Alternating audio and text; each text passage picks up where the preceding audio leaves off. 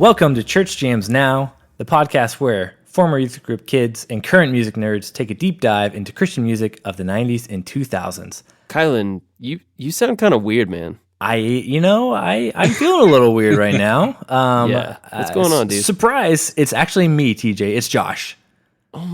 That makes a lot of sense. Yeah. That I just tracks a little pull more. off my Kylan mask, and it's whoa, me. what? Yeah, I know. It's me. Josh. Yeah, to all the listeners out there, Kylan had a work thing come up last minute, and he regrettably cannot make it tonight, but we wish he was here with us, and we wish him the best. Yeah, we miss you, buddy. Yep. We know you're going to listen to this the day it comes out. Try to fill in your big shoes with this.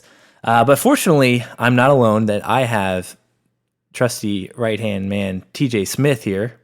Unless I pull off my TJ mask and surprise, it's Oh no, it's still me. Cool. It's Okay, me. I'm glad you're here, TJ. That's really Thanks, good. man. I really need some help. But that's not all we have here today. We are joined by a very special guest, and that very special guest is Mr. Roman Haviland. Hey, Roman, what's up? What up, y'all? Good to be with you. Dude, we're stoked to have you. Thank you. So, to anyone who doesn't know, we'll do a little quick intro right now. Roman Haviland was the bassist for Maylene in the Sons of Disaster for their first 3 records, and you are a radio host as well, and man of many talents. You're sitting in a really nice studio right now.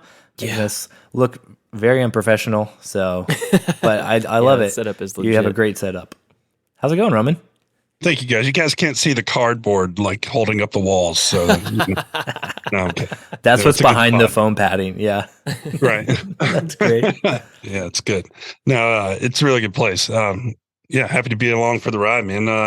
Glad to. It'll be fun to talk about this stuff. I haven't talked about it on a podcast officially yet. I don't think about those early years, so Nice. It's fun to try and relive a little bit of it, if you will.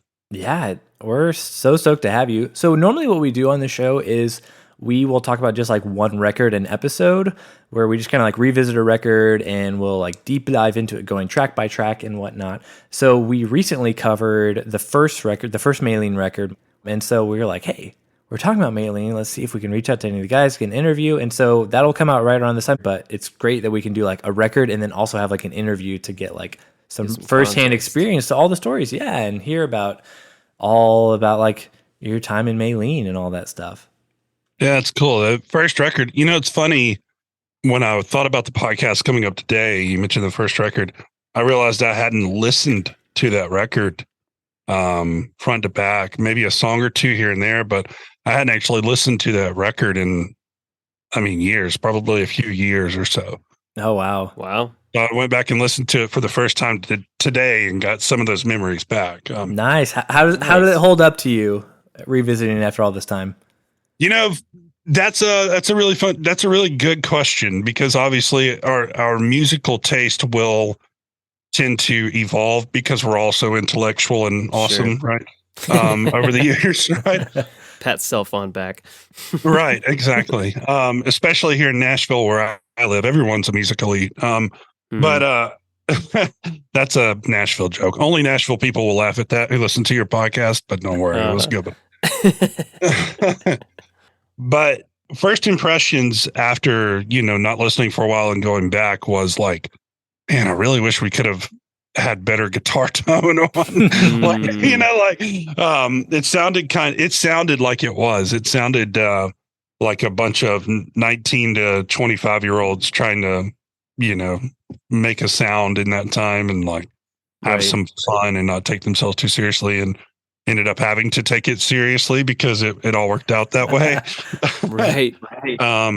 But yeah, it's interesting. There's a lot that goes into, or there was a lot that went into making Maylene records back in the day, especially with Jason Elgin.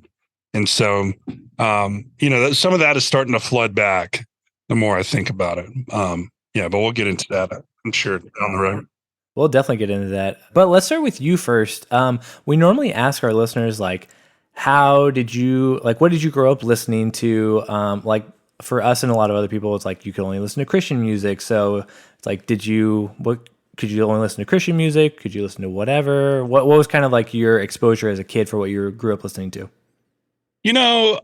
I think probably like anybody, I mean, I grew up in a Christian household, obviously, and my family, any Southern Christian household, or most of them, I'm assuming were rather conservative, with just about anything.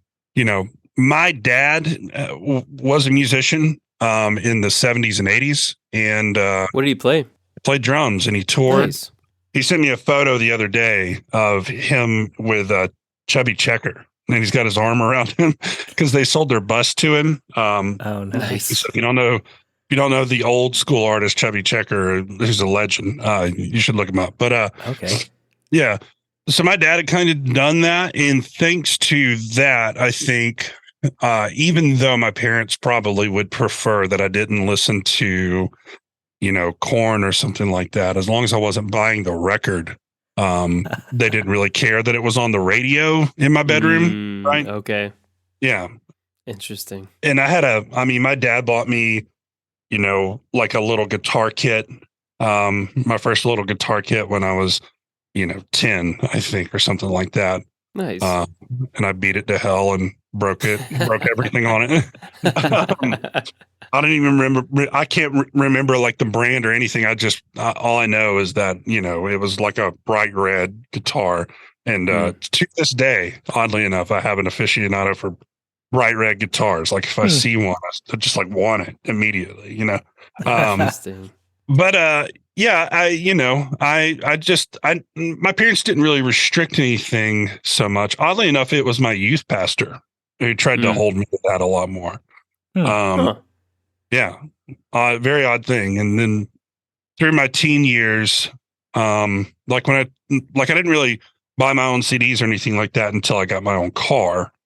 So, I'm 16, 17 years old, driving around in the Saturn that my parents bought for me. And I worked I homeschooled, and then I would work so that I could make my own money. So I worked this lawn maintenance job, construction jobs and things like that. I'd work for like 4 hours a day or something like that. And that was a lot of money for, a 17-year-old kid living in, Trussville, Alabama. Oh, yeah. You had a car. You were free. You had some money. Yeah. Right. Yeah. Man, I was going to take on the Living world. a life. Yeah. So I'd buy my own CDs and stuff like that. And I do remember once, like there was a band that I was in with Josh Cornutt, who ended up being the guitar player in Maylene, kind of the lead guy. I don't even remember the name of that band, but our youth pastor somehow got involved in wanting to like manage our band somehow. And yeah, it was real weird. And he booked this, show for us in Georgia that he swore was going to be like a big deal. It's like huge, man. This is going to be great. We're going to go play. There's going to be hundreds of kids there. You guys are going to love it. It's going to blow you up. And so we drove like 6 hours to somewhere in Georgia from Birmingham to play this show. Whoa. And like on the way there, he noticed a couple of CDs in my CD booklet that I bought. And he was like, "Really? You're listening to this? Like, I can't believe you're listening to this. Like, do you realize?" I'm like, throwing some shade. Like even to me, it was just a CD because, my dad and I had gone to like Journey shows together. Nice. And like saw Peter Frampton, and Cool. country music of some sort or gospel music of some sort or classic rock was always on somewhere in our house or in one of the cars, everywhere we went. Cool. And then youth group kids, man, like I was a youth group kid in the 90s. So I got literally like the best era of like CCM rock. Oh, yeah. Yeah. Oh man, Jesus Freak, yeah, what were some of your faves? Any Newsboys records? Oh man, so like the DC Talk records were a big deal to me. Supernatural for some reason resonated with me more than Jesus Freak did. Maybe because it wasn't as big of a deal. I don't know, but I felt more connection to it. Maybe it was the aesthetic. I can't remember exactly. Sure. I loved that record more than Jesus Freak, and then the Newsboys, just because some of their stuff was so catchy. Yeah. It was my, pop punk or whatever. Yeah, it's well done. Until I discovered actual pop punk. Right. Yeah. Proto pop punk. Right. Yeah. news buzz. So a lot of what was popular, 5 Iron Frenzy, stuff Oh like yeah. that. A handful of those bands also had come through town and played, different venues. There was a venue called The Crush back in the day in Birmingham that would bring like every Christian band. And so we'd pop down there. They used to actually, I think they were hosting shows at a church in Roebuck for a little bit, which was like right down the road. So we saw a ton of bands play. And then bands like POD and Switchfoot blew up mainstream and were everywhere. So yeah, I had a really good era of like getting indoctrinated into rock music with a Christian flavor, I guess, and from like mid 90s to early 2000s. Yeah. When you're saying all this stuff, like the POD when Satellite comes out, like that's only it feels like a lot of time, but that's only a couple years before like you are a part of that scene as well. So like Crazy, right? It transitioned you like right into it. I feel like. Mm-hmm. Well, and let this blow your mind a little more. So like one of the first concerts I remember going to, I went to plenty others, right? And I can remember that I went, but I don't remember the show. One of the first shows that I remember, like front to back, was Linkin Park as the opener. Then a band called Head PE, who are somehow still around. I don't know how. Project 86, during the Drawing Black Lines era, I want to say maybe the big record that blew them up, and then POD during the Southtown release. Yeah. Nice. At 5 Points Music Hall. Yeah. Back then it was like brand new, but to us, of course, it's old school. And I think, golly, I mean, that's like 2 decades ago now, of course. Yeah. Oh yeah, just to think about like Linkin Park opening for bands like that probably didn't happen for very long for them before they were who they are now. Oh, not at all. Well, what's crazy about that is like, so we went to that show, and one of the big CD chain stores there in Birmingham hosted a POD autograph signing before the show. So Nice. we went to that before going to 5 Points Music Hall for the gig. And all I remember, just because we were in bands playing music already by that time, we would, like, you would learn who the guys in the bands were that were on the radio or that you were listening to at all, like really quickly. And so I remember like a crowd, just a huge line of people outside of the CD store, and a van pulls up and the guys from Linkin Park get out, and it's like very clearly like Chester Bennington and I want to say like their keyboard player, like the DJ guy, are like the first 2 people out of the van, and they look at everyone and nobody reacts and nobody even says anything to them. Wow. They were just like, he was just like, "Hey, what's up?" And everyone was just like, "Hi." Who are you? Just kind of like went back to smoking their cigarette, or like, wait, like, when's POD getting here? But you knew. Yeah, I knew, and I was like, "Oh, hey, it's the Linkin Park guy," That's the best. And yeah, but then they crushed it at the show. Like they were better than Head PE, but all the bands back then, I don't know what's different now, because I go to shows still when I can. I'll say back then, like a tour like that would hit 5 Points Music Hall, and every single band, even if you didn't like their music, their show would blow your mind. They were tight.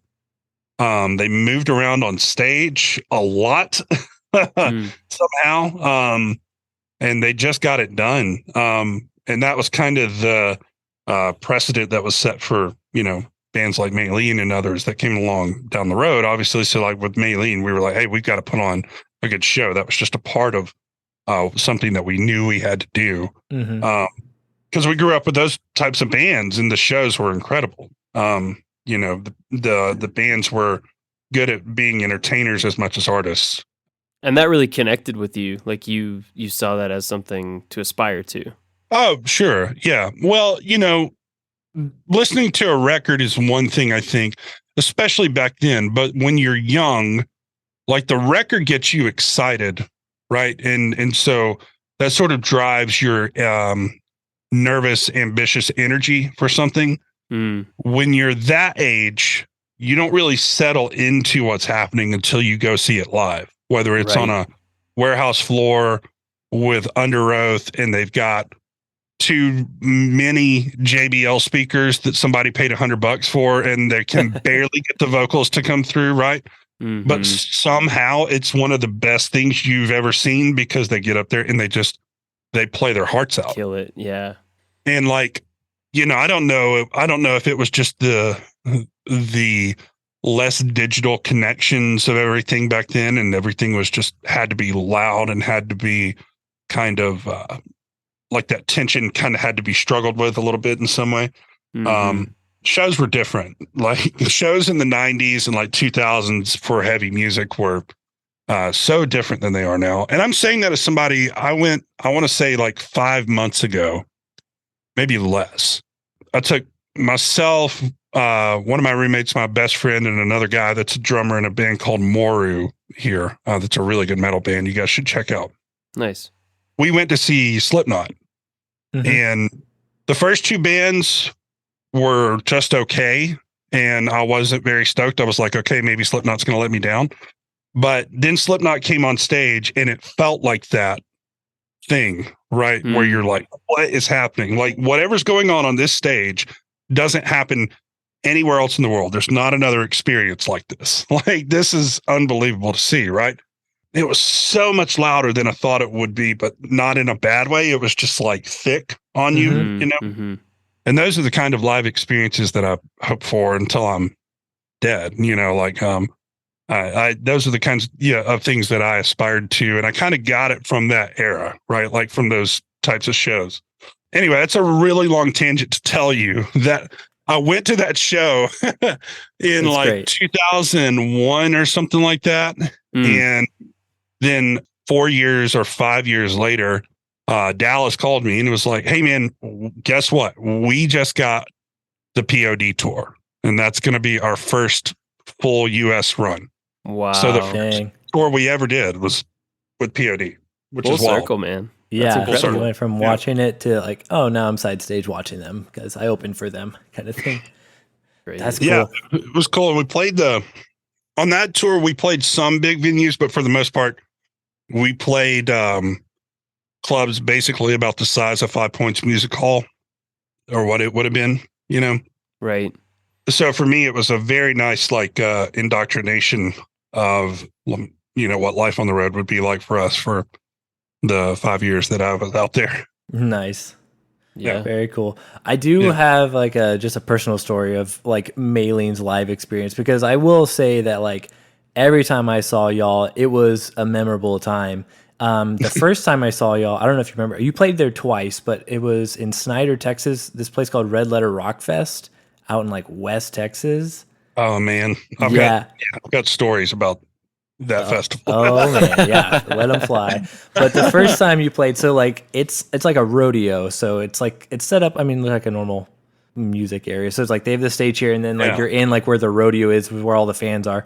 And so I'm there watching, and we're watching y'all, and Dallas is like spitting loogies like 12 feet in the air and catching them, and we're like, who is this band? This is great. And then you're playing, and then all of a sudden in the middle of a song, like you just like run off the side of the stage, and we're like, where did the bass player go? And then like a couple seconds later, you're like on the floor and you're just like running past everyone, and you're like wireless, and you're just like running around like the bottom where like the rodeo is. And I'm like, he's just running around in this middle of the song like where the people are.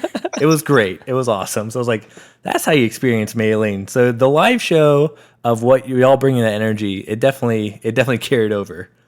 That's funny, man. The backstory of why I was even doing that is I'd always wanted to be able to just run out into the crowd, right? And forever we played just hardwired up with a monster cable to our amps. Right. Mm-hmm. Well, typical like broke metal band on the road. It took me like 3 years to save enough money somehow to buy a like an actual professional wireless system from.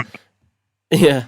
And when we were testing it out, I got it like right before Warped Tour. that year. And Nice. so when we were testing it out, they were like, how far could you go without it? So we like opened the door to the practice room, and I just kept playing, and I walked until I was like, literally, I think I hit like 75 feet straight from my amp before it started to break up, which would have been roughly like almost to the back of the arena from the stage, you know. So you're like, I can run all that way and back. And dude, yeah, it was like the worst thing to let somebody like me know, because every day on Warped Tour, I would just go find a seat in the middle of our set on songs that I didn't sing on, and I would play both songs there, you know, with kids like hanging around us, like taking pictures and stuff.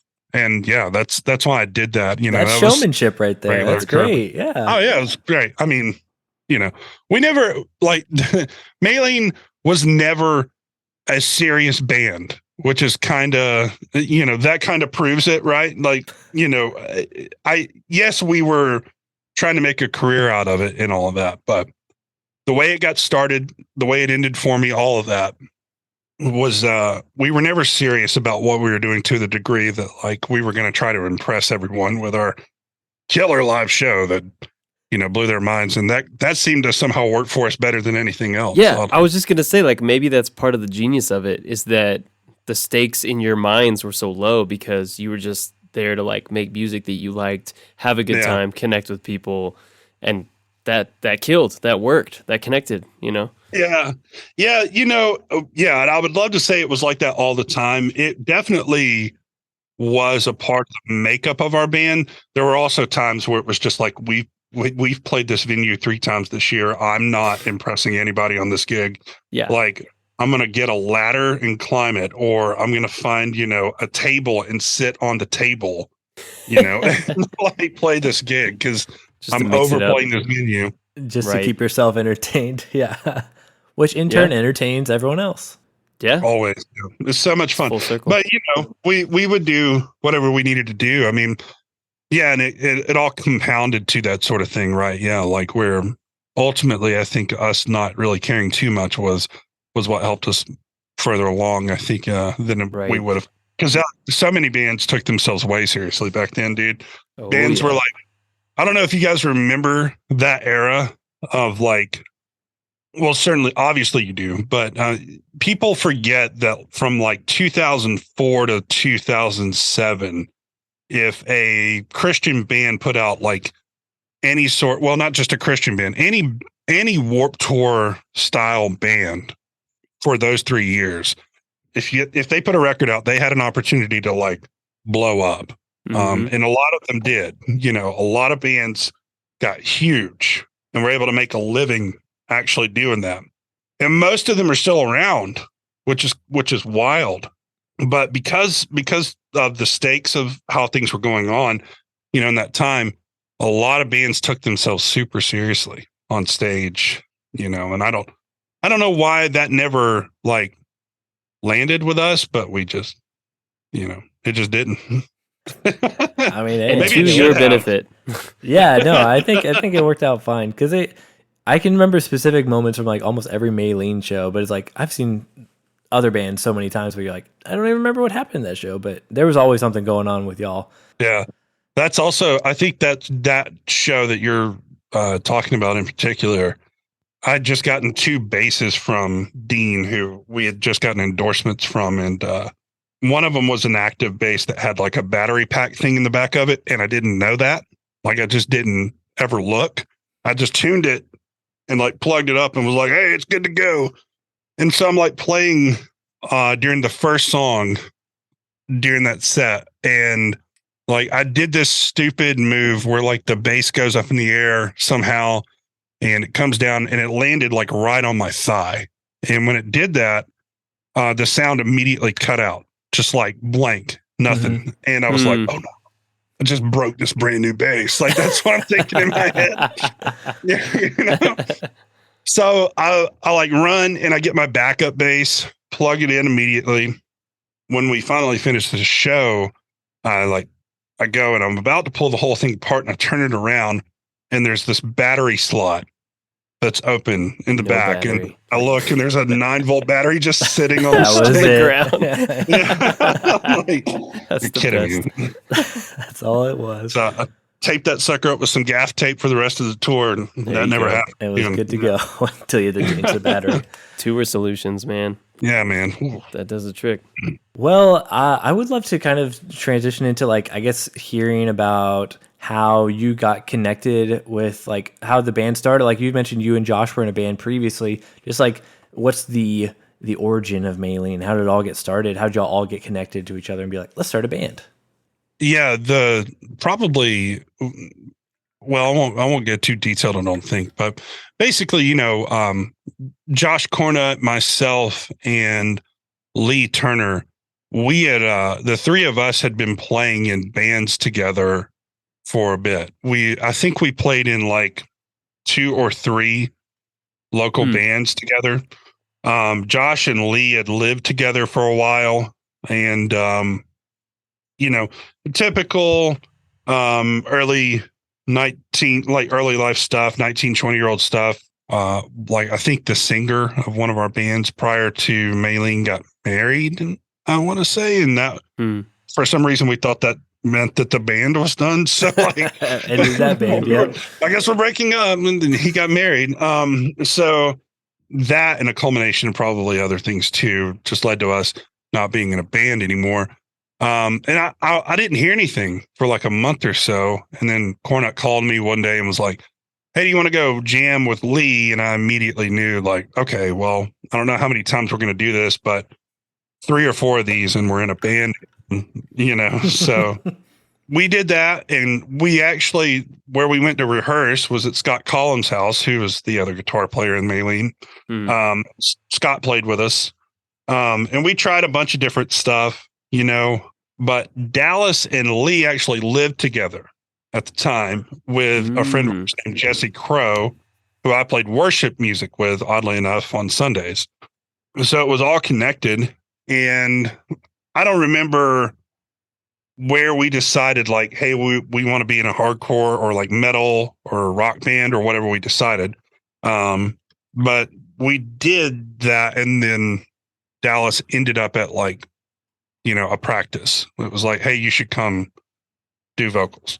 Yeah. And I think it was Lee who, he had been talking to Lee, obviously, since they lived together at the time. Right. And it only took like 1 or 2 practices with Dallas, and we had pretty much formed the sound for like what Maylene would be. We were just trying to write, I think, classic rock and, metal stuff and blend the kind of that Southern vibe. Plus, we were more influenced, I think, by classic rock than people realize. Yeah. Like way more influenced by like Van Halen, than maybe people know, than we were Pantera. But it wasn't just Pantera and Skinner that you were listening to. Yes. Yeah. Yes, absolutely. And so it's funny you mentioned that too. Like if you look at the design on the first Maylene record, that like logo with the red and the yellow and all that. That's very Van Halen-ish, Yeah. Versus the second record, which is like, I don't even remember. It's like, I think it's us being dragged through the woods or something like that. Yeah, that's the one. Right. It's like, we get it, guys. You're Southern. That's when you were like, oh, let's really lean into this. Right. Well, and this is something to me. When I was in high school, and like Maylene was like my first exposure to that. But then I'm curious what it is your perspective is of being in the band and kind of being in the scene a little bit more. But for me, it seemed like y'all really like kick-started that like Southern metal revival of like what like got really popular with like bands like The Showdown and He Is Legend did. I know like Every Time I Died kind of like done a little bit of that sound previously, but right. I feel like no one was leaning into it as much as y'all. And then after that, everyone's like, oh, let's do this kind of thing. Right. Did it seem like that? Like y'all were like pioneering, or were y'all like or part of a movement maybe? Yeah.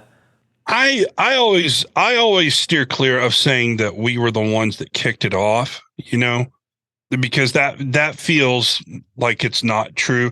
Like, as a matter of fact, I think that's just good. You're keeping your ego in check, Roman. So Good on you. Literally. Like probably a good story of that would be like Toughest John Jacobs, the intro to Toughest John Jacobs. Mm-hmm. That song, there's like this big tom thing, and we thought nobody in hardcore metal's doing the like tom thing with the guitar intro. And then we released that record, and then like a couple of years later, we toured with He Is Legend, and Matt, the bass player, showed us a song that they had done like literally right around the same time, and we didn't know them when we made that record. Mm-hmm. It was very similar, like the big tom booms. Like even if we pioneered maybe the sound that we had, and I will say I do think probably maybe our second record stands alone as pretty unique in its texture and its aesthetic and sound.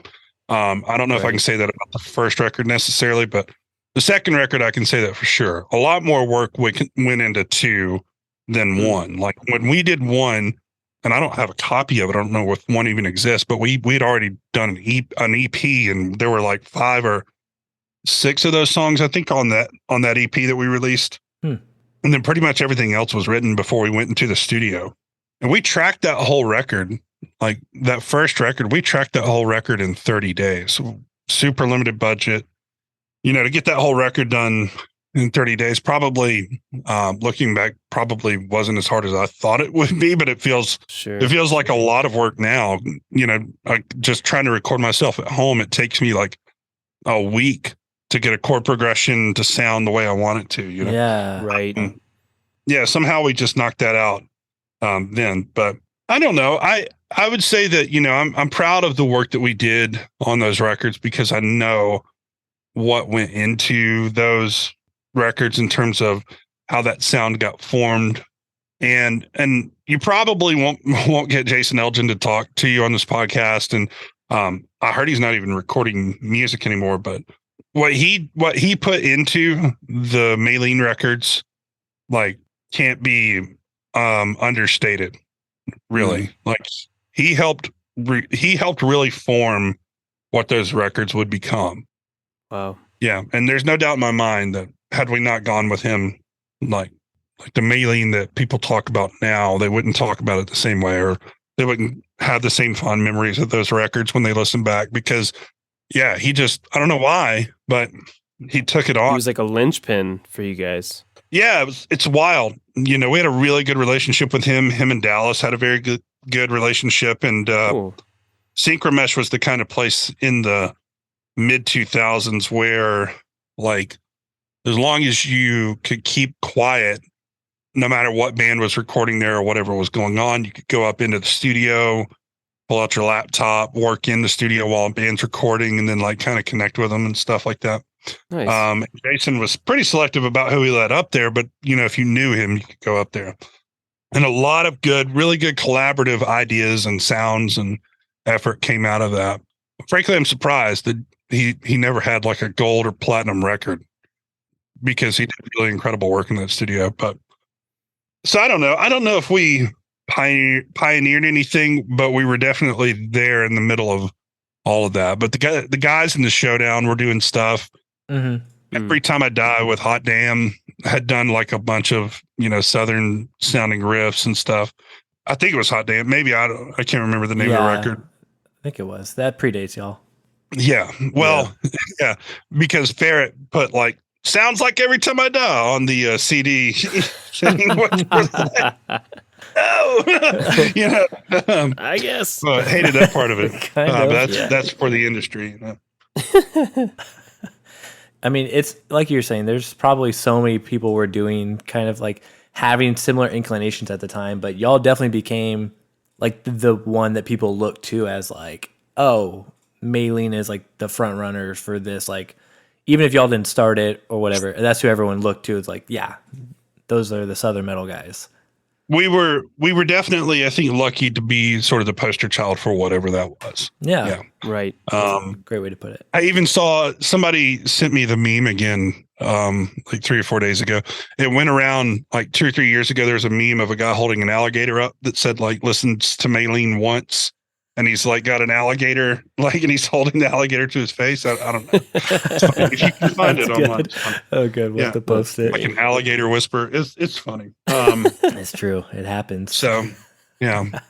I think that stuff's funny. You know, it's funny to just see people kind of make fun of the shtick, if you will. You know, I feel like most people that do that are the ones who love it. You know, it comes from a place of like true affection and appreciation. Oh yeah, I mean, like makes it all the more funny. Yeah. Well, how many Nickelback haters are like secretly listening to Silver Side Up? Oh, they are. They for sure are. You know what I mean? Right. Oh yeah, you can't convince me they're not. Right. Yeah. I know they might be keyboard warriors, man, but you know, at 5 o'clock in the morning in the shower, the first thing is, how the hell we wind up like this? You know, like, come on. Yes. These people are lying. That's all they're doing, man. They're just looking good on a computer for you. Trying to keep that street cred. Wear a mask. Yeah. That's so true.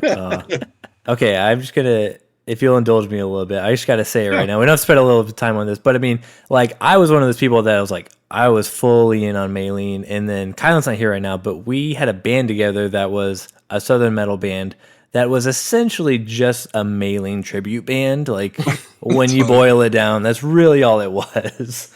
But that's what we did. So, like, yeah, it was really inspiring. We loved it. Like, it was one of the things, like, I was like, hey, like, we're going to be all Southern. We're going to get into this. And it was like, if it doesn't sound like Maylene, like, we're not doing it kind of thing. So it was a great time. Like, I was all in on it, and it was a good time. It was crazy just like how it was a huge thing for those couple of years, and then it just went away. Like, I feel like it went away pretty quickly. Mm-hmm. Man, it dropped fast. It dropped really fast, and I don't know how fast we're moving through kind of like the Maylene timeline here. We're kind of all over the place. Just hit what you want to hit. Yeah.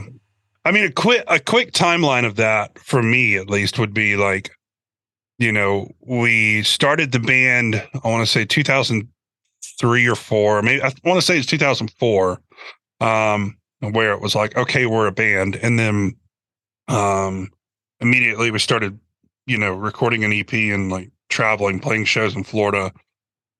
We released the first record in 2005. So we released one like a year after we had formed the band. Yeah, I was going to ask, because that was like really quick from y'all starting from Dallas being in Under Oath to then a few years later, there's a new band. He has a record out with him. Like, yeah, man, that was definitely, obviously, you know, without Dallas having been in Under Oath, I think without his name and all of that, no doubt we wouldn't have even gotten started, right? Like, had it me and Cornut and Lee and Scott Collum and Josh Williams, we wouldn't have.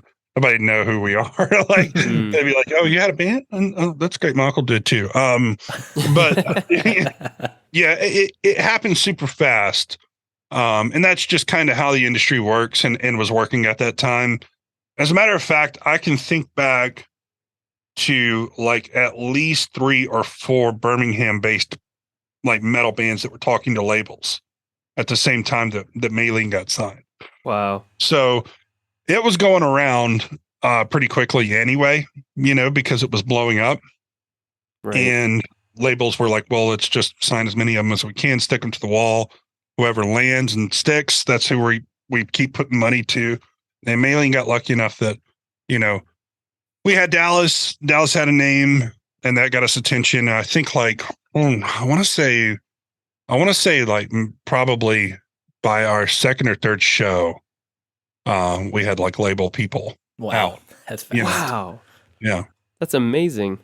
Yeah. I mean, it was a pretty quick thing, and I might be exaggerating on how early that was. I just remember we played the Schma, which was like this awesome venue when it had been moved to a big church auditorium. And we played that show with the Showdown, actually. Oh, nice. Brad from Mono versus Stereo came out, and that was, you know, I don't remember what happened during that conversation, but, you know, it must have worked. And we immediately started working with them to get that first record done. Yeah, that happened. And then we had a really good first week on that record. We did the POD tour, and you're right, man. From like 2005 to 2000, I would say probably like early 2008. It was a whirlwind of a ride. It really was. Like we put the first record out, toured a lot, gained a ton of momentum. It went from like, this is fun and I'm getting to live my dream, to like, hey, this is really serious. Learned the business a lot. Tons of tension, internal tension, Did the second record after writing most of it on the road. And, like probably, most of two was written over the course of like 2006. And we even took time off in like San Francisco for a bit and rented out a space and just like worked out songs like Dry the River and some of those. Went in and recorded that second record. And I thought, after I heard that record front to back for the first time, when we got the mixes back, I thought, okay, like this has to be the record, right? Like this is the best stuff. We sound better than we should. Like we're not this good. Like I don't know how we did this,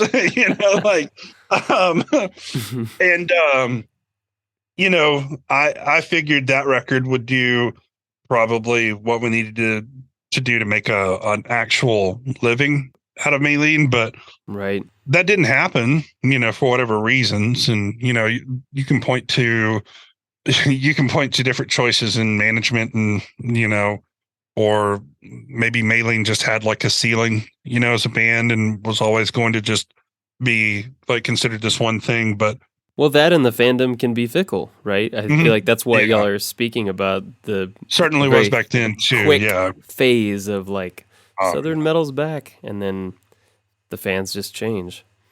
Well, like a good example of that was even during that time.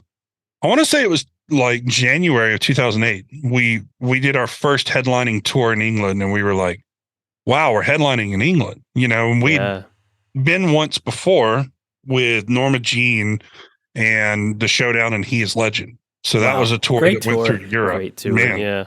Yeah. That tour happened in 2007. Yeah. So like when every band was like right at their hot point, kind of. Right.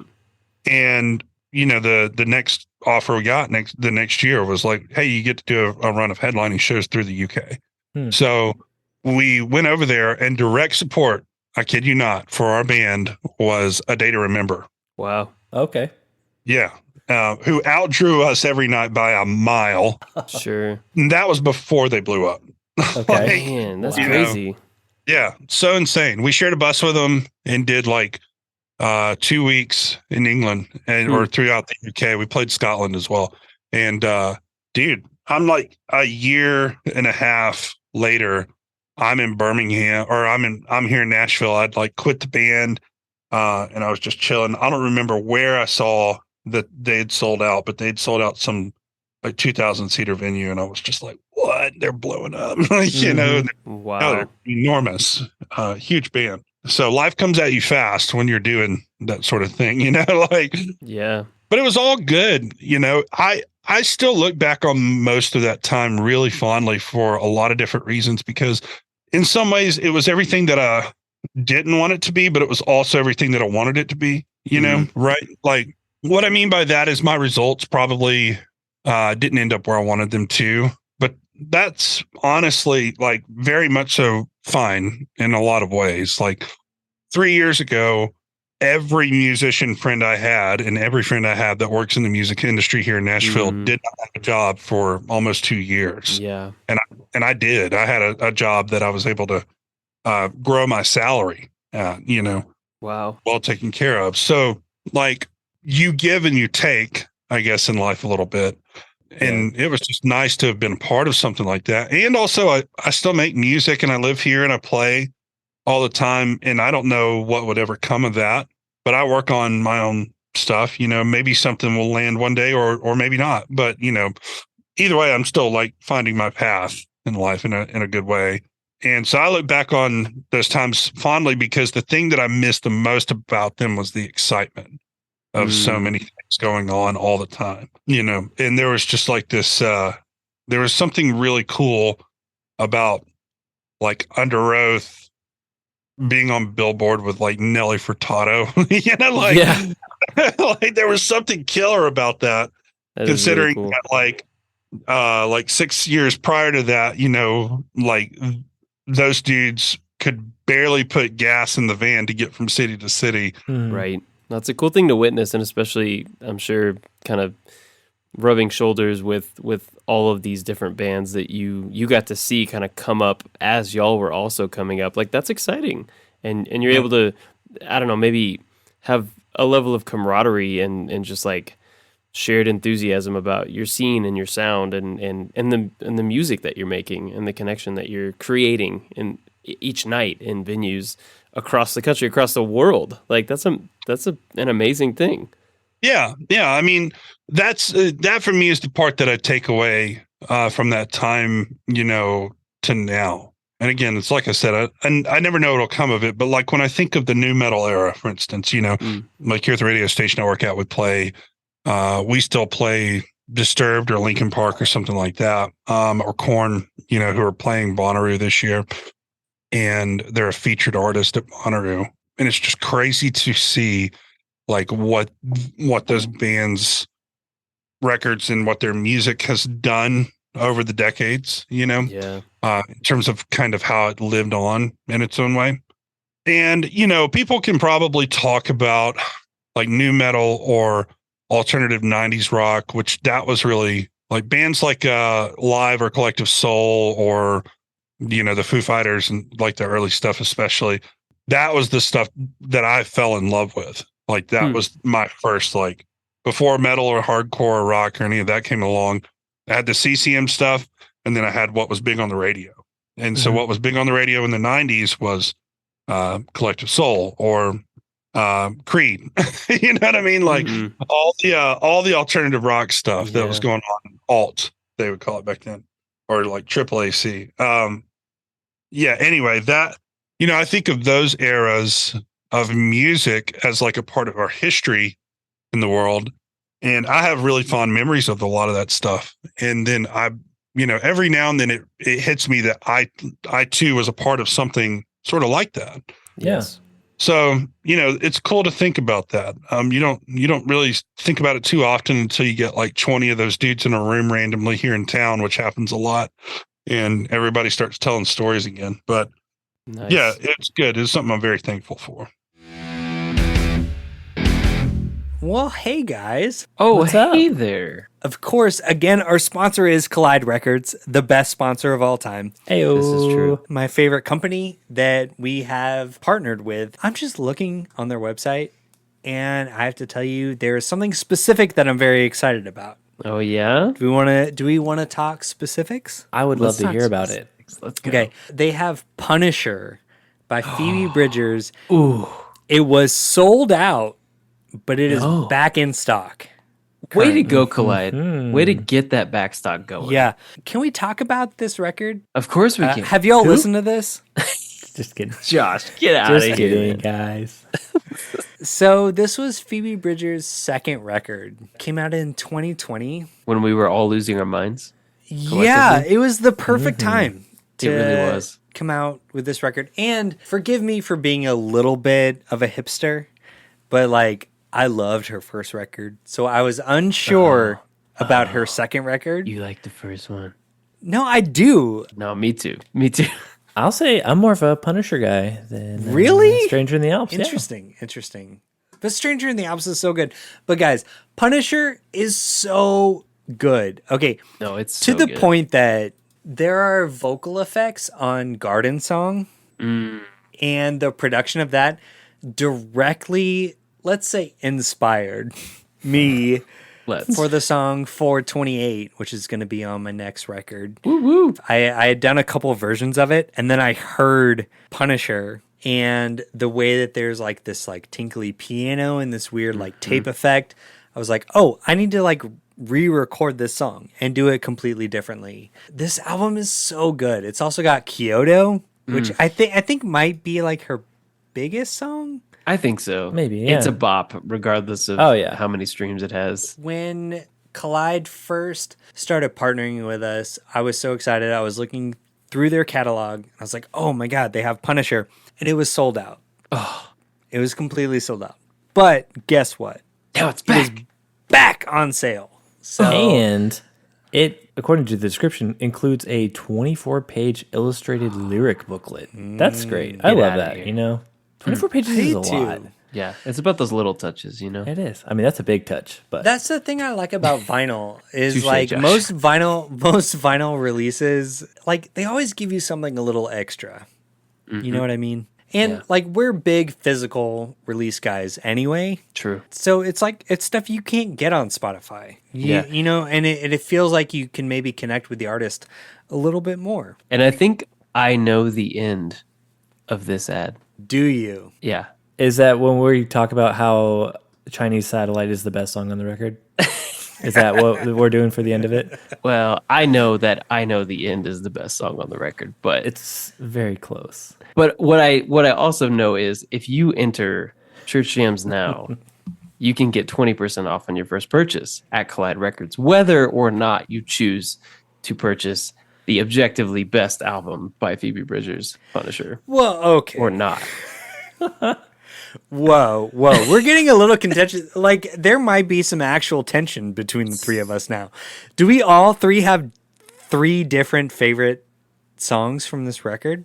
I, Yeah. What's Okay. yours, Kylan? Garden Song. Okay. Yeah. Sounds like we do. Garden Song, Chinese Satellite, and I Know the End. I Know the End. Yeah. I know the end is very Interesting. close second for me. Okay.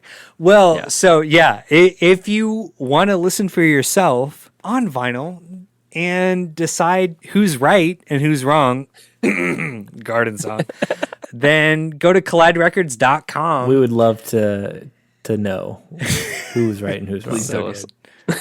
And type in Church Jams Now at checkout to get 20% off. All right, let's get back to the show, guys. Woohoo! I Know the End.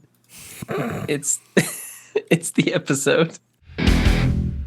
Talking about Maylene and like those good times and stuff like that. I'm curious, like, I don't know, what are some, like, let's get some specifics on what are some of your favorite songs that you have, or like what were your favorite songs like to play? I don't know, is there anything that sticks out to you that like, oh, I remember when we made this song, like when that Dry the River riff, the intro riff, like I heard that for the first time or something. Yeah, I would is there love to something hear that about the stands writing. out to you? Yeah, we definitely want to hear about writing stuff. Yeah, so I mentioned the classic rock influence. Dry the River was 100% our attempt at like doing a Guns N' Roses type of thing, Okay. Nice. but Maylene style, you know. Yeah. But everybody knows the Guns N' Roses riff. You know that one. Mm-hmm, So somehow we ended up with the Dry the River riff in place of that. And then that led to the rest of the song somehow. Well, Cornut wrote, I think, like most of that song on his own somewhere.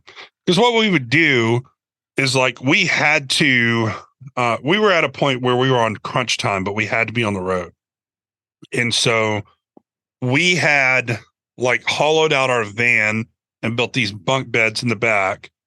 And we had enough space to kind of create like a little floor area in the middle of the van that we used. And so we were out west somewhere in the desert, you know, and we had like a 9-hour drive. And we took like one of the seats out, laid down some blankets, and we had these little micro amps, like battery powered amps. And then we got the guitars out and just worked on music for, you know, like 6 of that 9-hour drive.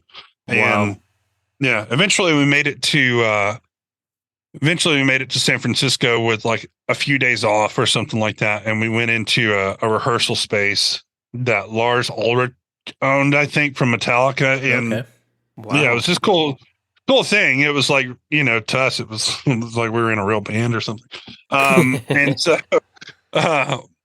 we just went in and hammered out a lot of those songs. And one of those was Dry the River. You know, I didn't know if it would be a special song or not. I just kind of was like, all right, this is the song that we're playing. Like, it never registered to me, you know, what we were doing at the time, but we did that. And then we shot the video for that song. And that was probably one of the weirdest experiences ever, because we were on this like movie farm.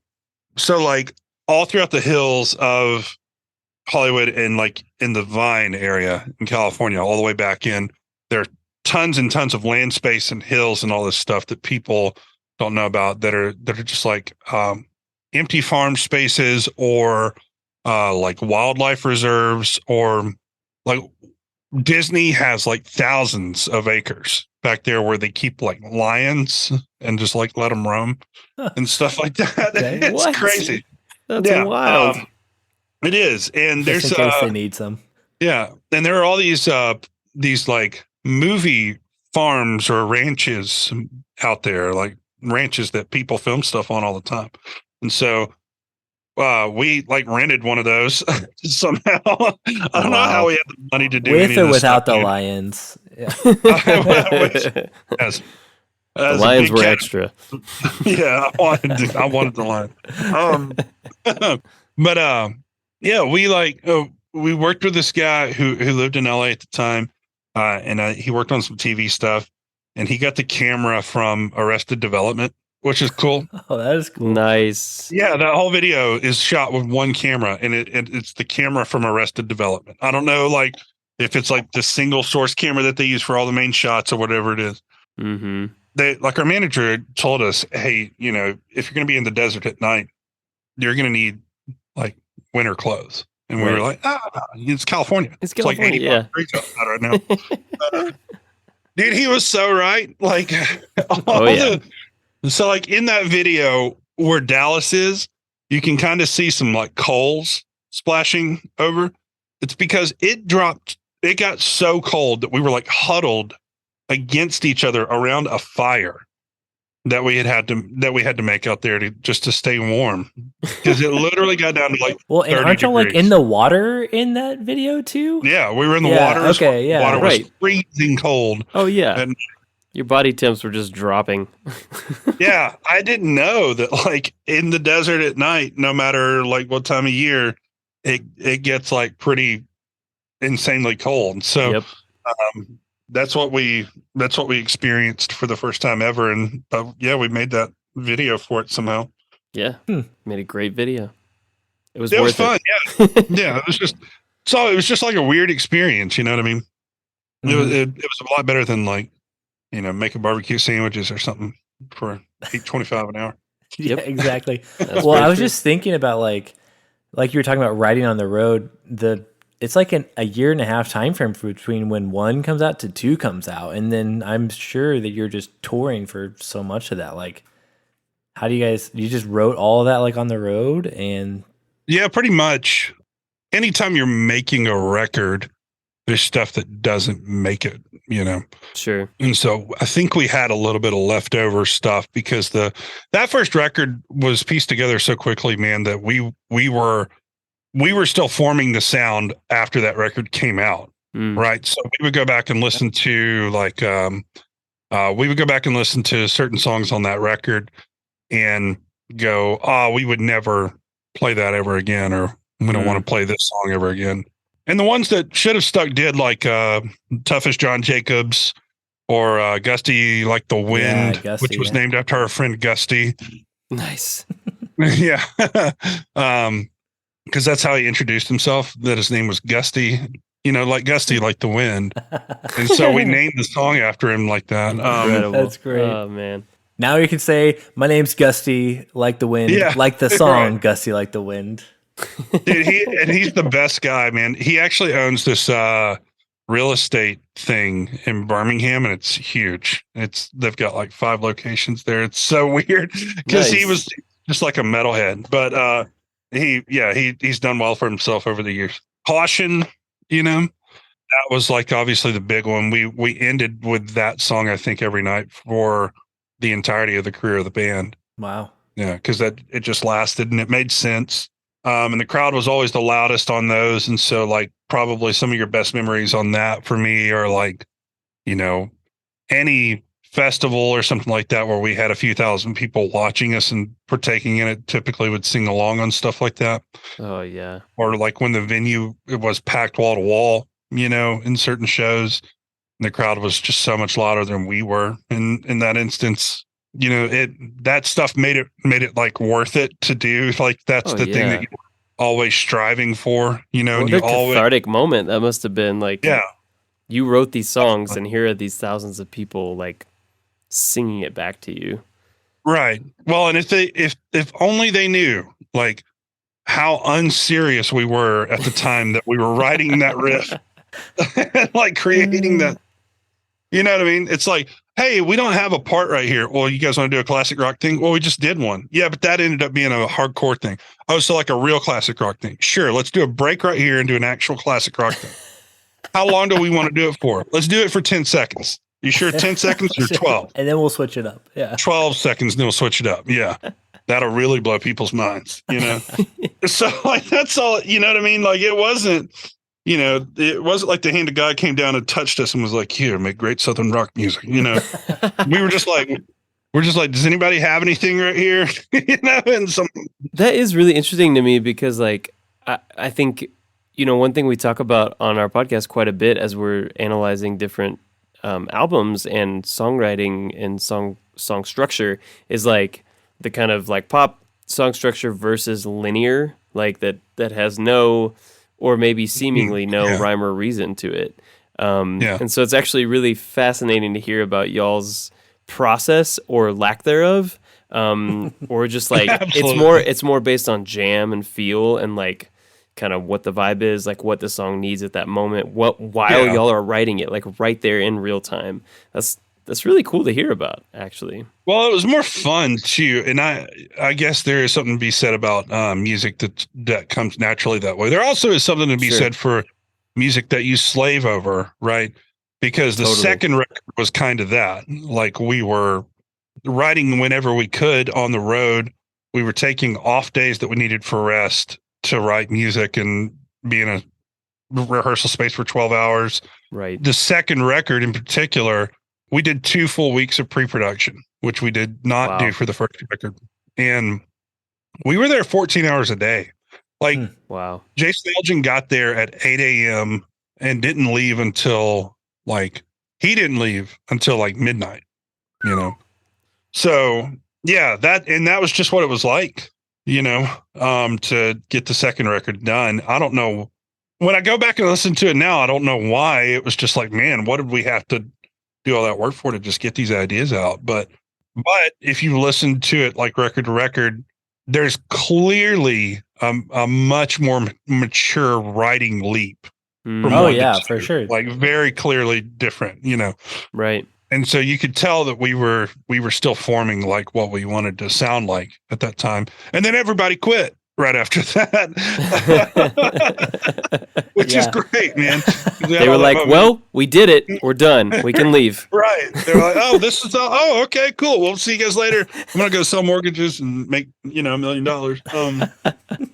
Yeah, because I noticed like from 2 to 3, you and Dallas are the only 2 people that are the same between those 2 records. Like what happened there? Was there any drama or just everyone just was like, this has been enough? Like, I think, well, I wouldn't want to say there wasn't internal conflict or anything like that, because that's not really true. Also B, that would be a lie, because 4 of the 6 members of the band quit. So like when more than half of your band quits, obviously something is up. There's something going on. Yeah. Right.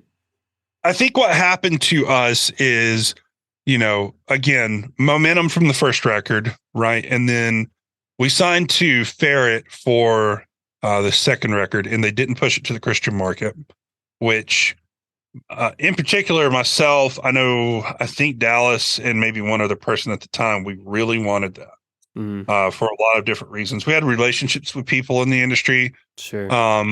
But we also felt like we wanted to play like in that market, and so in a way, the second record sort of got underserved in that sense, but who knows, because the Christian market is what it is anyway. Yeah.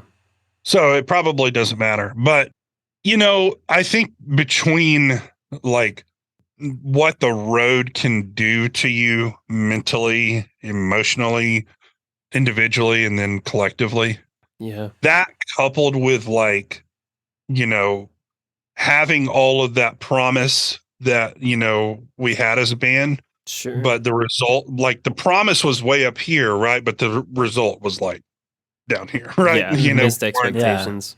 oh man, yeah, and we were making very little money. You know, we were young enough that it didn't matter at that time, but like, But at a certain point, oh sure. Well, you know, one of the reasons one of the guys quit the band was that he got married, and like, Mm. you know, he had a house, he had a mortgage. You know, Right. we weren't paying that. Like, we weren't making enough for him to really do anything there. Yeah. So it, you know, it was like a culmination of that, I think, and not really hearing from management or our booking agent or anybody who was involved in the business side of the band, what they were going to do to combat that. And also, you know, like how close we were to maybe making an actual living as a band.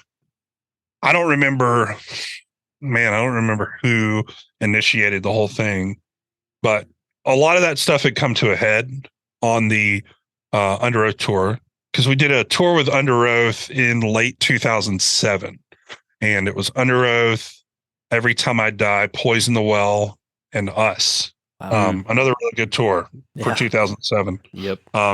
And the band Advent, which was a bunch of former Beloved guys, had actually been on the first leg of that tour for Poison the Well.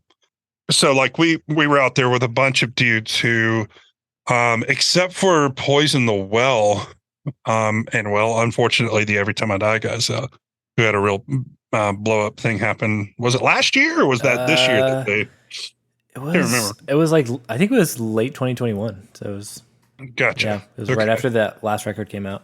Was it that long ago? Wow. Yeah, man. that came out I'm October like, ah, 2021. What is it? We don't know. Yeah, at least back then we could tell. Like, you know, Every Time I Die had been a band at that point for over a decade, and they were still doing it, you know, at a high level. They were making a living, you know, probably not the kind of living that they made a couple of years or so later when they got even bigger. But we were selling out venues on that tour with Under Oath that like we didn't sell out on the POD tour. You know, Wow. We're seeing that, but like as a band in Maylene, we're just not getting that kind of result. And I don't know if it was, a recognition of just how far away from it we were, or if it was a recognition that we weren't going to get there in the current status that we were in. Whatever it was, you know, the financial and successful front of it was clearly not going well. And then you couple that with like, you know, being in a band with people that you've got beef with, or like that you just always argue with or something, you know. And I'm not like, nobody hated each other. It wasn't anything like that. It's just that you see each other for 24 hours a day. Oh yeah. So like you have to sit there and stop and ask yourself, like, do I want to see these same 5 dudes 24 hours a day for the next like 3 or 4 years of my life to possibly come back and sell this venue out on our own one day? Right. On no promise that we'll do that. You know what I mean? Big like, question. Yeah. Yeah. Right. Yeah. Your heart's just not in something like that, man. And it can't be naturally. So like you have to ask yourself like what that is for you, like what playing music on the road and being in a band is for you really at that point. And at that time, at least 4 of the dudes in the band said, hey, right now, at least we're like, this isn't worth like uprooting our whole lives for anymore. Sure. Was it like all at the same time? Yes. So it was like they came back to the hotel and came into the hotel room where I was at. And I don't know where Dallas was, but Cornette in particular was like, hey, I'm done after this tour. And then the other 3 dudes were with him and they were like, we are too. And I was like, wait, so you're all quitting? And they were like, yeah, we're all done. I was like, okay. Well, we had some stuff planned. What are we gonna, how am I gonna do? You know? And so, you know, I was in my early 20s. I hadn't been faced with any of that yet. So that was fun. Yeah. And those dudes were like Cornette and Lee in particular were like my best friends. Like I still see Lee every time I go home to Birmingham for the holidays. And if I lived there, we'd hang out a lot more. I mean, like he's one of my favorite people in the world. So yeah, like, I was so close with those dudes that I was like, well, I guess that means I'm quitting. Like I didn't even think for myself. I was just like, oh, I guess that means I'm done too. Oh, weird. So Wow. Man, that's wild. yeah, But it then is. It's weird. Yeah. But so what was that like where you changed where you're like, I guess I'm not quitting? Like, what was that like? Yeah. It's the dumbest thing. So like the guys tell me they're quitting. I assumed that meant that I was quitting too. And I was like, oh, okay, I'm quitting. So like we went home for like 2 weeks after that tour ended. And I told my parents, hey, the guys are quitting the band and I'm quitting too. Like, okay, so this means you're going to college now. Like, Classic parents. And I was like, yeah, I'm going to college. And so we went and played, I don't remember where. I want to say Jackson, Mississippi. We had like one final show with all those guys.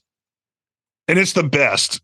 Like, we had only been home for 2 weeks, and every single one of those dudes that had like almost shoulder length hair all showed up for that gig with like high and tight haircuts and like polos and like button ups, like That's hilarious. Like they were ready to the move on that happened from like we're in a band on tour to like not anymore ever again, A sea change. It was like 2 weeks time. Wow. And I hadn't seen Dallas, I hadn't really Dallas and I had not really communicated about the band. He knew that I loved it probably more than the other guys. And yeah, like, I mean, hardcore scene or not, Maylene or not, like I probably would have tried to do something like that with my life. I don't remember, somebody like after the show was like, hey, you should stay in the band and just keep going. And I very young and just dumb. I was just like, oh, okay, that's what I'll do. Wow. I didn't even question, so I was just like, yeah, I'll stay. Sure. And so I stuck around for another record and a whole record cycle and 2 more years of touring and had a lot of really great experiences. And I'm thankful for those 2 years. We made the 3rd record, which a lot of hard work went into again. But it was done differently, because it was different people. It did feel like it was this weird space for me where, I let go of it very slowly over time, but sort of the same thing, like all the momentum that we had as a band just dropped out after 2007 or 2008, like early 2008. We did this headlining tour at the end of 2008, and then we went and made that record. And then it came out in the summer of 2009 and debuted at our highest point in the Billboard charts ever. Right. Mm-hmm. Wow. And then the next week dropped out of the Billboard charts, literally dropped out of it. Just one and done. Crazy. Yeah. One and done. And I just knew at that point, I was like, this is not like, why did I stick around? But, I was thankful for the memories and the time. And again, they're like things that are very deeply personal to me that I still love and feel from that time. I would love to even relive it at some point, maybe. Maybe in a different way, it all come around. But but I was just done. I knew it was over. The economy was crashing, the music industry was crashing. Yeah, right. Every friend I had from a label had gotten fired at that point, Oof. Yeah, it was just crazy. It was a crazy time to be in the industry. And so I didn't, like we did this tour with Emory, where we were direct support for them. I went to that tour. Oh yeah. I don't know where we played, but like the first half of that tour was killer. Like the first week or two, And then once we started going through the Midwest, kind of where we had gotten to as a band it was more expensive for us to be on the road, paying ourselves to just live our lives there and stay out and play shows than it was for us to be at home, not making any money, which is wild. Oof. Right. And so we left that tour super early. Dallas had to leave for a different reason anyway, and was going through some personal stuff at the time. And we were just like, let's get out of here. Yeah. we left that tour, and I think we were home for like, I want to say about a week. And Maylene's manager at the time called me and said, "Hey, so you're going to go out again. You got about a week to get ready. You're going to be gone all of October and November. So it's a 60-day tour, which is a really long tour. Yeah. And then after that, you fly to Europe for a Taste of Chaos, and you're there for like most of December. And then you come home in time for Christmas." And I was like, wow, okay, so these are big tours. So we're going to make money. Like, we're going to be able to pay like ourselves to live, right? Mm-hmm. No, everything stays the same situation, but these are big tours and you need to like do it. What? Yeah. For the exposure. Yeah. And at the time I was like dating someone, and I actually got that call while I was visiting with her family for the first time out of state. What crazy timing. Yeah. And I like got off the phone, like I only had a week to get back to Nashville and get prepped for a tour, and then get to the tour somehow, and then go out for basically 3 straight months and not be home. And I wasn't going to do it. Just was not going to, like, and by the way, not send any money back for like rent or like, yeah. So obviously I said, hell no, like, and, when I did that, I called Dallas and I was like, "Hey, like, are you in a state where you can do that kind of thing?" And he was like, "No, I'm not, like I'm not doing it either." And so we both just kind of stuck to our guns, and that is the infamous tour. You can go see plenty of videos of it online somewhere. That is the infamous tour where Skylar from He Is Legend filled in for Dallas on vocals. Oh, that's the one? That's Okay. right. For all that run. We got somehow convinced Skylar to tour with Maylene.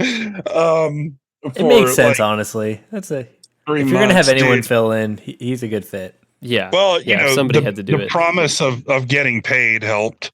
But also Brad Lehman, who is a buddy of mine, he had been around. He was a friend of ours, and we were connected. And I knew that he was on the road, and I thought maybe it was a long shot because he gets a lot of really good gigs that are not like hired gun tour gigs. He gets a lot of gigs for production that pay well.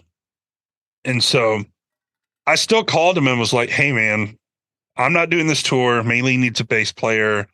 Like, are you at all interested in doing that?" And he said yes. And so somehow we promised him like some sort of pay and got him paid every week or something like that, I think. And then he did that tour for us. And it was at the start of the new year that I had like a long talk with everybody and a call with all the guys, and was just like, "Hey, that's it for me. Like, I'm done." Yeah. Felt totally right about it at the time. Bitter towards the music industry as a whole.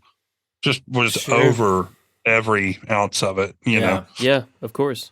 Yeah. And so that's kind of the story of like my time in Maylene, like how it all went for me.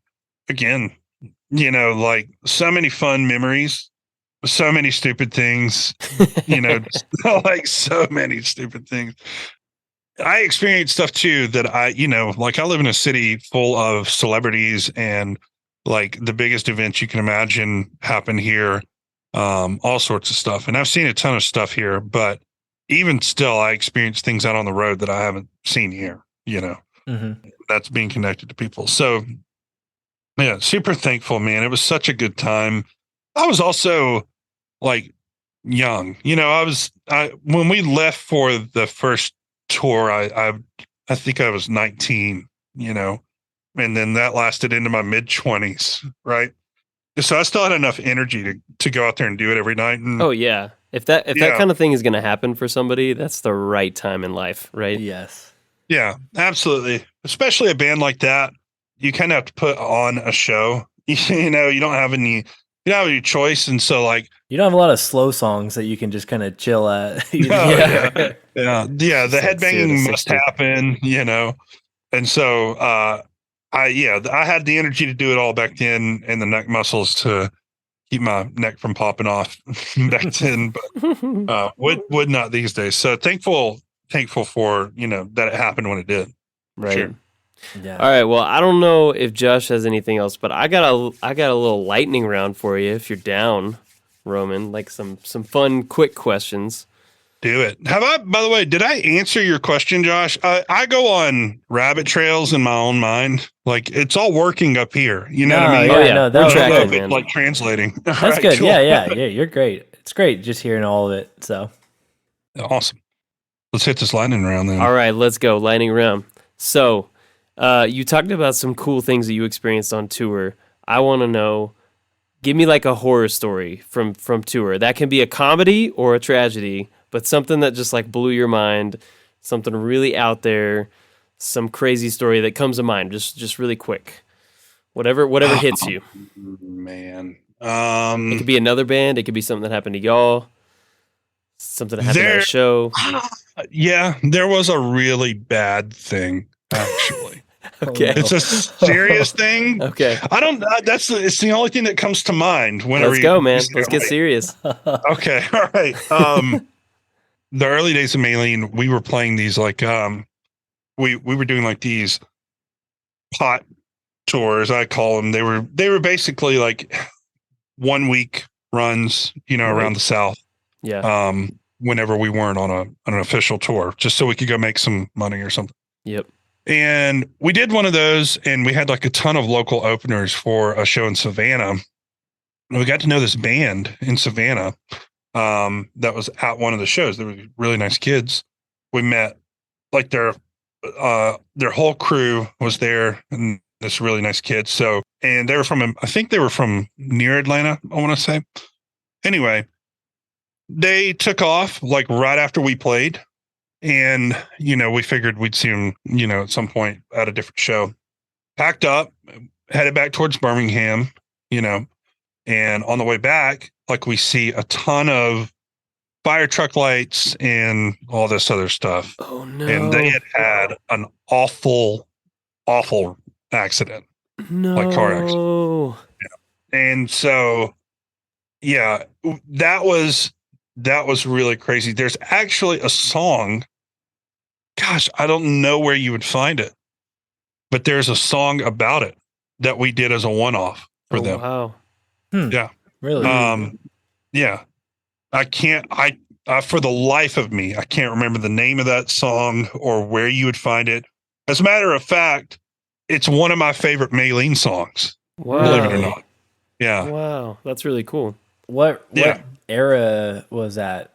Like what record That time frame? happened, man, that would have been like between 2005 and 2006. And there were like, when I say that, the wreck that we talk about and all that from the horror story standpoint, or the sad part at least, Right. like we got there like right as the EMTs did. So we saw everything, Wow. and we helped get people into ambulances and stuff like that. Mhm. It changed the way that we treated the person who was driving on Yeah. tour Oh, every night yeah. for the entirety of the band. I wish I could find that song or knew where it was, but yeah, we wrote a song for that, for one of the guys Wow. that passed away Mm. there. Yeah, crazy stuff. And then when the next time we played Atlanta, we actually got to play it for his family. I Oh, remember. wow. Yeah. That's beautiful. Crazy. If you Yeah. track that down, man, let us know if there's any way we could share that with folks. I think that would be really Yeah. special. I would It's love not to hear on it. yeah. It's going to be a B-side from the first record somewhere. Cool. It is not on an album or an official release at all. Huh. Right. Okay. If I somewhere. can jump into your lightning round, TJ, I did want to ask about B-sides. Yeah. I love go. talking about B-sides. Because the only one that I know of from like the first to second album is that a threat or a promise? Okay. And in Or a promise. it came out on the day the hell broke loose at Sicard Hollow EP, like right before 2 dropped. Right before 2 dropped. Yeah. Oh, is that the song then? Maybe Is that what you're thinking of? Using my timeline. That's the song. That's it? Oh, okay, cool. That's it. Yeah, that is the song. We sleuthed it. Good job, Got Josh. it. It is. It's not available. I bought it on iTunes a long time ago, and I still have Okay. it, but I don't think it's on iTunes anymore.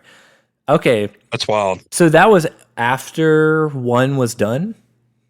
Yeah. Okay. Yeah, it was like, I don't even remember. It was one of those things too, where like with Jason Elgin, we had some like leftover studio time from the first record anyway. And I think we were going to work on B-sides, and it just so happened to like have that happen before we did. And so that song got worked out and recorded in a day. And Wow. yeah, and That's then released wild. on that thing. that Yeah, you have. okay. And it makes sense too, like listening to it, because it's like it's literally like the perfect stepping point, I feel like, between one and two of like sonically and musically what y'all were doing, and like obviously like the transition and like how Dallas is like singing more and y'all are more melodic and Yeah. but still have some of that kind of raw energy that the first one definitely has. It is interesting. You know, that song is about that kid, and it's like a memorial to them and the people that were in that band. We didn't know them very long at all, but I just remember they were like the nicest people, you know. Yeah. And they were good community people. Like they were well loved by their family and like their community a lot. Mm. But for us, strangely, yes, if you listen to that record or that song prior, if you go listen to one and then listen to that song, then listen to And then two, two. you can actually hear like even the guitar yeah. tone transitions Nice. that were made between records on that song in particular. That's really cool. So it was almost like we somehow evolved that like that sound right in the middle of all that. Yeah, Which it's is like wild. it's the perfect stepping stone. That's cool. And I know y'all did two B-sides on three. Are there any B-sides like on two or any other B-sides that y'all did? There are no B-sides, but there this is really funny. The only thing that I remember that's like a one-off Maylene tune that's out there somewhere is Chris Jericho and the Big Show from the WWE had a tag team for like a very brief moment. Nice. And we had, I want to say it was Step Up from the third record, or one of the songs from the third record was the official song for a WWE pay-per-view. Amazing. And I was into like Hulk Hogan, you know, like WCW days, you know what I mean? So Yeah. this was the coolest thing that ever happened to Maylene Oh, for yeah. me. I was, you know, Love I that. was like, oh yeah, brother. You know, so That's a great Hulk. yeah, thanks. So yeah, we ended up recording a song as the theme song for the Big Show and Jericho's tag team.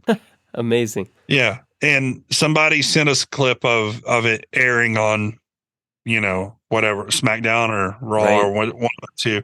So that's out there somewhere. It's still Incredible. on iTunes. I'm looking at it Is right it now. really? It's still on iTunes. Amazing. Yeah. Good.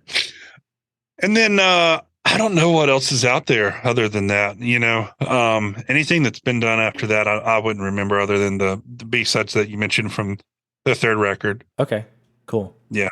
One of those songs we wrote. Oh, so the interesting thing is like our drummer, the second drummer for Maylene, Matt Clark, who was in Sleeping by the Riverside, and a bunch of others, done a bunch of other stuff before Maylene. I want to say that he wrote one of the songs that ended up being on like the B-side Oh, for really? the third record. Cool. Just like on Okay. acoustic. Yeah, the Where the Saints Room, the chill one.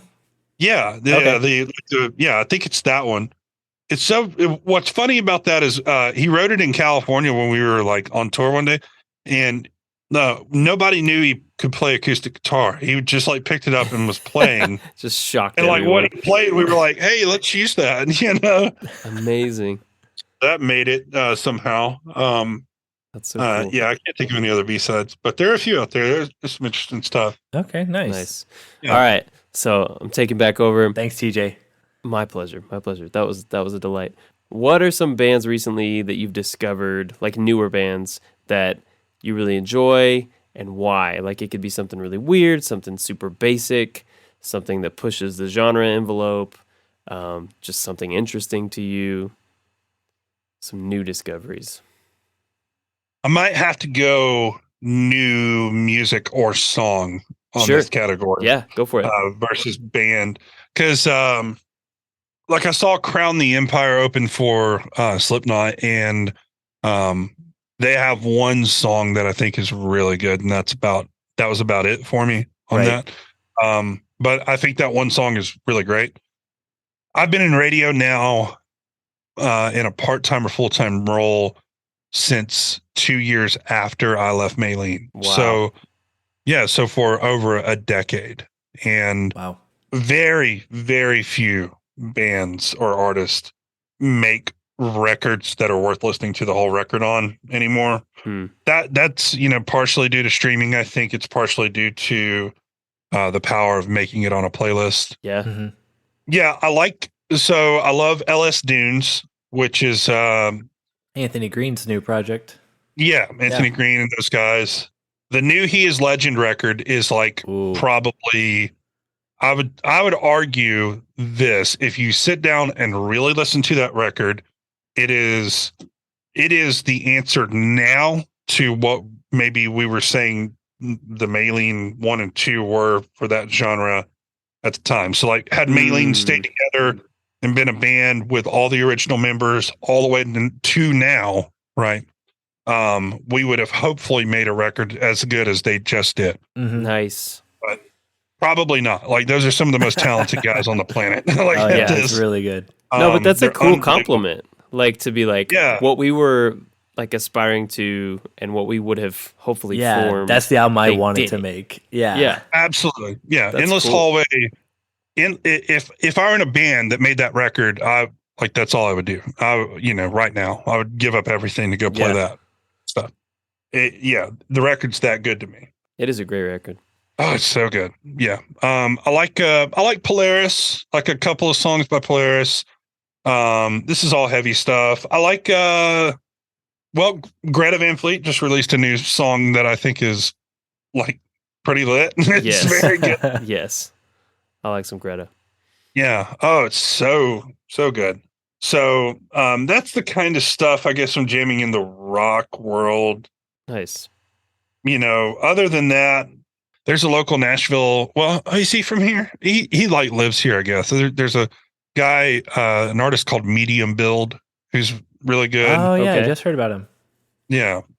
There's a ton of new stuff out there like that. The band The Flatliners just put out a new song called Performative Hours. I didn't know they had a new one. Cool. Yeah. I'll check that out. So really good stuff. That new Morgan Wallen record kicks some serious ass. Yeah. All right, you heard it here, folks. I'm kidding. No, I'm not. I'm kidding. Or am I? Is he? Yeah. I will say, something I'm liking that's starting to happen. It started to happen over the last probably 3 or 4 years. It seems like there's a growing number of artists or bands that are willing to take risks songwriting in the songwriting and in the recordings. Yeah. That's kind of what 2 was. Like we took a lot of risks. We also put a lot of work in. I just kind of want to see artists do that because they'll make a record that ends up sounding like Endless Hallway or something like that lasts. Yeah. Take some big swings. That'll still be around in 10 years. Yeah. So yeah, that's the kind of stuff that I'm listening to in the rock world. The new Metallica record actually is pretty good. That just dropped. Nice. I think that drops tomorrow. Oh, actually, I didn't know. I heard a preview. We have a preview of it here at the station. Sweet. And, it's awesome. So good. Privilege of being a DJ, man. Yeah, one of the few. Yeah, I don't get to take it home, but I can listen to it here. So I did. I jammed. No wonder we got you here at the on our interview. This is like your holy grail place to hang out. All right. Yeah, it is. It's fun, actually. You can probably hear the people wooing in the background. That's the sports station. Nice. Okay, last question in my lightning round. If you hadn't done Maylene, like say, how old were you when y'all started? 19? I was 18 when we started, 19 when we hit the road. All right, so 18-year-old and you're bright-eyed, bushy-tailed. You're gonna do some music stuff. What is the one other like genre or band type you think you might have been in? Like, which direction would you have gone if it wasn't Maylene? It's hard to say. At that time, I would say that the idea of popular music and Christian music was not separated from me anymore, thanks to like the Switchfoots and PODs of the world. Right? Totally. I would have absolutely 100% tried to find a way to be in a band and get signed to a label, but I would have gone to college. It was some sort of secretly under the rug. I didn't show this to my friends a lot, but like being educated and knowing things was kind of like a really important deal for me. And I had confidence issues with it from having learning issues when I was in middle school and high school. So at that time, like knowing stuff and getting a degree was something I really wanted to do. Eventually, after I hit the road and saw the reality of like how worthless a degree is in the real world, dude, I let that go. But I would have gone to college and gotten a degree and started like a college rock band, and we probably would have sounded somewhere in between, Jimmy Eat World and Switchfoot and something else, but we would have played rock music. Nice.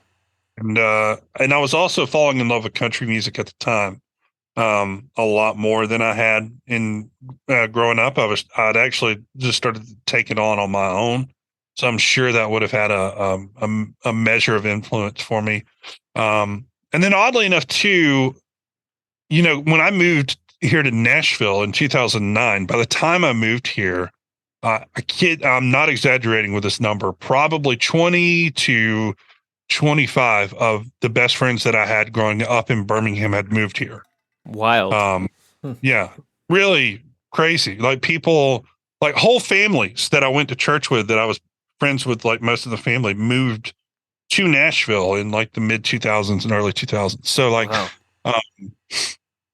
So I probably would have maybe thought about that and made that leap anyway, So it's possible I would have ended up here, or who knows, man. I mean, I guess there's always a chance to say that I would have tried to hop into the real estate business or the finance business, with my cousins who had done well in that area and tried to just make a lot of money, but that never would have, at least at that time, that would not have settled well with me. And it still doesn't now, which is why I haven't done it. Right. Like I'm in digital marketing. That's like my full time, like pays the bills kind of deal. Right. And the radio thing for me is a way for me to stay connected with everybody in the industry. But it's also just something that's really fun to do because I get to be creative, and it helps feed the outlet for me to figure out whatever life is going to be at some point for me in my 40s, because I'm pushing them. And like I'm super thankful for where I'm at. So I don't really know if I would have done anything different than what we're seeing right now. But I definitely would have tried to be in a band. It probably would have sucked. I don't know, man. I could see a multiversal reality where Roman's rocking some Jimmy Eat Foot. That's the name of the band. Yeah. If only I had written Futures before Jimmy Eat World did. Oh man. Good Lord. Oh, you said it. You said it. Dude. Every time I hear that opening riff to work, I'm like, why didn't I write that? Yeah. And then I've convinced myself briefly that, like, wait a minute, I think around that time in 2006 or 7, I strummed 3 notes simultaneously. Come up with a riff. Yeah. Like, I'm pretty certain, at that rhythm. I did. Yeah. Yeah. I believe it. They took it from you. They were just listening in. Yeah, that's fine. They're the ones that have to tour, 4 times a year to make a living. That's true. So. Respect to them. That's true. Yeah. Yeah. All right. Well, that's the end of my lightning round. Oh man, that was a blast. Thank you. Sweet. Yeah, of course. I know we're not in lightning round anymore, but if you guys have any more questions about stuff, man, I mean, Yeah. Josh, any- Pull it up. Man. I'm not in a rush. I'm just curious, like how, like you talked about listening to one again for the first time. I'm curious, like where 3 ranks in with you, or like I don't know. I just want to hear like what are some songs, like what are the records that you're like I feel this way about these records now, or just like some songs that you're like, if I had to ask you, what are your top 3, top 5 Maylene songs that either you enjoyed playing or listening to, or just you're just the most proud of? Like what would those be? Oh, that's a good question. That's a really good question. Top Maylene songs, we'll go with that. And I that like might that. answer some things. And I can talk about 3 for you. Top Maylene songs from one, my friend Jesse Crow. He was the other guy that lived with Dallas at the beginning of Maylene. So what you hear on Toughest John Jacobs is you hear Jesse Crow on the vocals there. And he actually, it's so funny. I saw a video of them performing at Furnace Fest last year, and he went up and sang that song with Oh, them. sweet. nice. So good. Yeah. The original vocalist. Yes. Yeah, it's killer. Right on. Jesse Crow and Dallas and Lee all had an apartment together. And then, of course, we made a song with those 3 dudes. So that one always takes me back to what that time was like and just how funny some like stories that aren't even Maylene related, but that are just hilarious. Like that apartment that they lived in, Jesse was like the music minister for a church, and he left something that he desperately needed for an event that we were doing in his apartment. So he brought these 2 kids over from McCalla, Alabama, who were there that were a part of the church that he knew. And he was like, "Hey, I trust you guys. Like, this is where my apartment is in Hoover. I'm gonna give you the key." Like, so he hands them the key and he says, "Run to my apartment. Lee is there. Just go in, go straight to my bedroom, let Lee know that you're there, and get this thing off my nightstand and then come back." Right? Like, said it to them, like plainly gave them instructions. Seems pretty straightforward. Yeah. What could go wrong? What could go wrong? So they get there and nobody knows why they did this or why the one kid did it. But one of the kids there, even though they had the key, so they had the key to the apartment, right? And I don't know if he just couldn't figure out how to like jiggle it enough to open the door, right? But they couldn't get in. Like they couldn't figure it out. Oh no. So they start trying to break the door open to their house. That's the next logical move. Yeah. Yeah. Right. Makes perfect sense. Well, Lee's there and he's taking like an afternoon nap Oh no. and like gets woken to somebody trying to break into their apartment. And even in Hoover in like the early 2000s, like, you know, that was still like if somebody's trying to break into your apartment, like, oh okay, it's finally like this is on, like that's it, like it's on. Yeah. So Lee had like a baseball bat, Of course. and was like cussing him out, like I'm calling the cops, like you know, like you better get out of here. This And is like so through he the did. door. He called the cops. Like they're and all just like yelling through the door at each Yeah. other. yeah, and like the way that story ends is like they broke the door, broke it open. What? Yeah, Thanks, guys. the cops did show up. Oh my Like god. before that happened, like right before that happened. And so like Lee didn't have to, you know, swing his baseball bat at him or anything like that. And like Jesse, who's trying to lead worship at this event, had to like stop the whole event and stop the whole thing and like go deal with that. Jeez. Which is so funny. Sorry, I'm getting called by the cops. I gotta go. Yeah. I just think of just dumb, stupid stuff like that. That you know what's going on at the time. That's great. You know what I mean? So I think of that when I hear that song. Caution, because it was probably the perfect song for a band like us at the time, and it just lasted forever. It's not even one of our best songs, man. It just, it worked. It landed. For what Right. Yeah. Gusty Like the Wind, because the chorus of that song, I heard it today for the first time in a while, and it still hits. Oh yeah, it's great. Yeah. So that one feels good. Dry the River is a really good one. For me too, I kind of feel like that's the sound of a band like us maturing into who we were. Now I've got to like look up the records to actually even tell you guys because I don't know the names of the Got to songs. remember the songs you made. Yeah. Wiley. So there's a song on 2 Wiley's called good, Wiley that I think is our like one of our most emotionally like one of our most like dynamically well written songs and sounds, you know?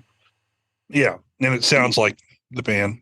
And then for the third record, Step Up is a good one. I think that the first song on that record is really good as well. I wrote a song on that record, but I don't remember. I don't like the song, or I like the riff on the song that I wrote. That's the only part I like now. Yeah. So what happened in the rest of the song that made you not really connect with it anymore? Well, that's the hard part. So whenever, the way Jason Elgin recorded records is he recorded them the way that they'd been recorded for, at that point, 3 or 4 decades. And what I mean by that is like the process was the same as it was for bands that were that had like a year to record and $500,000 in the 80s, right? Right. Compressed the timeline. So the songs got scrutinized pretty heavily, but there was always an endpoint person that was in charge of like the final sound or the final part. Right. So for the second record, that was really Josh Cornutt.